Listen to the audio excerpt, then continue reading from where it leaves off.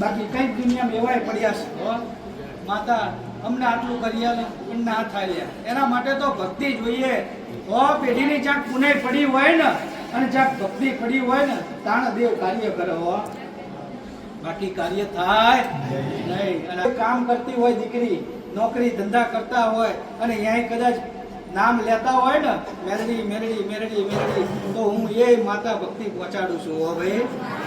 ભક્તિ પહોંચાડશો એટલે તમારું દેવ સાંભળશે જેમ હું માતા સાંભળું છું અને હું માતા બોલી છું કે સમય જવા દેજો મારા દીકરાને કહેવાની જરૂર નહીં મારા દીવાની જોત સામું જોઈ એક સાચો નાભીનો પોકાર કરી લેજો હું કામ કરીને કદાચ મારા દીકરાના મુખ્ય હું માતા બોલું ને તો ખબર પડે કે મેરડી બોલી હતી મેરડી કામ કરીને જઈ હતી એવા મારા મેલેડીના ખૂબ જાજા રામ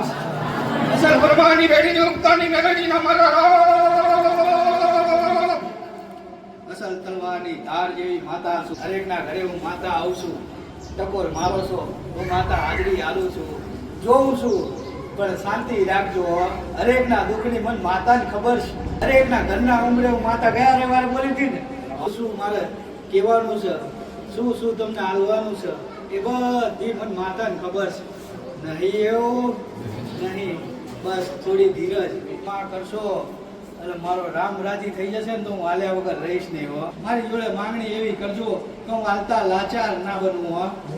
આવી માંગણીઓ કરજો તો હું હરખે હરખે તમને જગતમાં જ્યાં સુધી ધર્મના હાય બેઠા છો ને ગાડાઓ એનો આટલો રતી ભારે અણસાર ના આવવા દઉં હવે જગતમાં એમને વાતો નહીં મારતી ગાડાઓ રામ પ્રભુ પ્રભુ પ્રભુ પ્રભુ પ્રભુ કાયમી ખ્યાતિ આવી કે ભાઈના ભાઈ બનજો બાપના દીકરા બની જજો અને ભાઈના ભાઈ બનજો તો તમારી માતાના થોડોક જાજો હરખ આવશે કાકા કુટુંબ નામ માનો તો કઈ નહીં પણ ભાઈના ભાઈ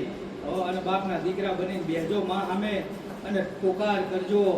કે હે માં ચાજી અમારી બાપ દાદાની માતા માં આજ તારી યાદ આવી છે ગાડાઓ કૂદકો મારી હું વેરી બનીને બેઠા ભાઈઓના હા આજે વેરી બનીને બેઠા ભાઈઓના કટકા રોટલા હાથે તમે ભાજી પડ્યા હે તમારી માં કેટલી દુઃખી થઈને બેઠી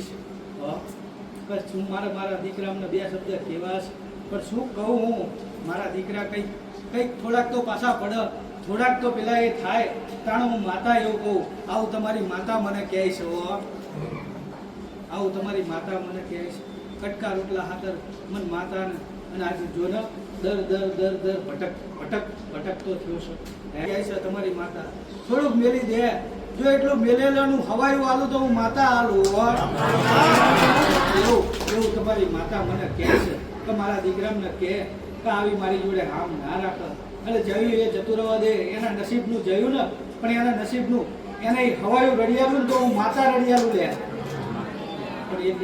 એટલી બધી મારી આગળ વાતો ના મૂકી દે કે જેથી હું મજબૂર બની જાઉં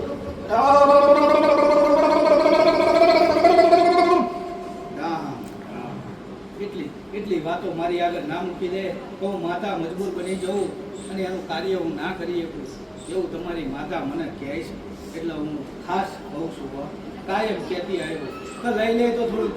જતું રહેવા દેજો તમારા નસીબનું હશે અને તમારા હકનું હશે ને તો તમારી માં લાયા વગર નહીં મેળે લેવો તલ જેટલા ભારનો હું હિસાબ મારું હું એ મેળવી છું તલ જેટલા ભારનો હિસાબ મારું થોડું કંઈ આગુ પાછું થવા દઉં નહીં પણ દેવની માંગણી કરશો તો બધું તમને મળશે એક પછી ખાલી દેવ માગી લો દેવ તમે જોઈ લો તમારા દેવના અનુભવ કરી લો તમારા દેવનો હિતને પ્રેમને લાડ લઈ લો એક વખત કહેવાની જરૂર નહીં પડે મારા પાસે આવીને કહેવાની નહીં જરૂર પડે કે માં મારું આ લઈ લીધું મારું માં આનું આ થતું નહીં તમારા વિચાર જેવા મગજમાં આવશે અને જો બીજા દાડે મને કહેતા પહેલા તમારા કામ થઈ જાય તો માનવાનું મેરડી બોલી છો તમારી માં જ તમે ઓળખતા જ ના હોય એની પ્રત્યે લાગણી જ ના હોય અને મારા પ્રત્યે એટલો હેત ને એટલો પ્રેમ છે મારા પ્રત્યે આટલો હેત ને પ્રેમ છે ભલે મારી જોડે કંઈક તમે લેવા આવ્યા છો કંઈક આશીર્વાદ રૂપી લેવા આવ્યા છો હોવો જોઈએ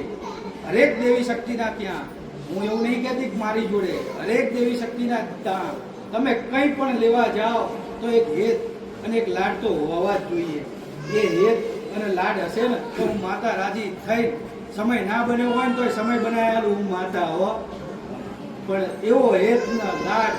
પ્રેમ તમારી મા પ્રત્યે જરૂર થોડોક રાખજો. થઈ જાય તમારા એકેય દેવને નારાજ નહીં થવા દે. નાની મોટી ગલતી થઈ હશે ને તો એ તમારા દેવ તમારું એક કુળની માતા છે ને બધું વાંચવી રાખશે હો, આખું પાછું નહીં થવા દે. તમારી એક પેઢીની શિકોતર માતા હોય, આવી જબરી માતાઓ હોય અને એની ઓળખાણ ના હોય હો. આજે જુઓ તો ખરા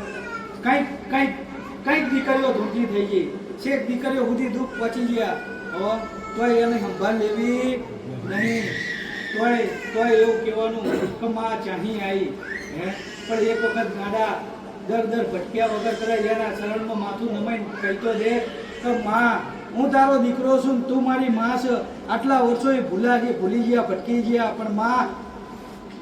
માફ કરે ને એટલે એ હવાયું જ કરાવવા ભાઈ, એમાં આગું પાછું કરે નહીં, એ હવાયું જ કરે. અને પછી તમને હરખ થાય કે હવે મારી માને બેસાડવી છે હો, પણ આજના મનુષ્યને તો શું કે આવું કહીશું એટલે માને બેહાડ દેવી પડશે, આમ કરવું પડશે. પણ ગાડાઓ તમે તમારા હૈયામાં તો બેહાડો એક વખત, પછી એને જગ્યાની એ ભૂખી નહીં ભાઈ હો, જગ્યાની ભૂખી નહીં. જગ્યા તો એટલે એને તમે એક સ્થાન આપો છો કે તમે જતા રહ્યા ને એ પછી તમારા દીકરાને ખબર પડશે કે મારા બાપા અહીંયા કંઈક ધૂપ ધુમાડા કરતા હતા. એ ભૂલી ના જાય, એ દુઃખી ના થાય ને એટલે એ ગોખલા જોઈએ છે હો ભાઈ, બાકી એને ગોખલાની જરૂર નથી. એને તો ખબર, તમારા દીકરાને ખબર રહે, એને કેટલી ચિંતા હોય, નહીં તો એને શું જરૂર છે? અહીંયા લઈને ફરો માતાના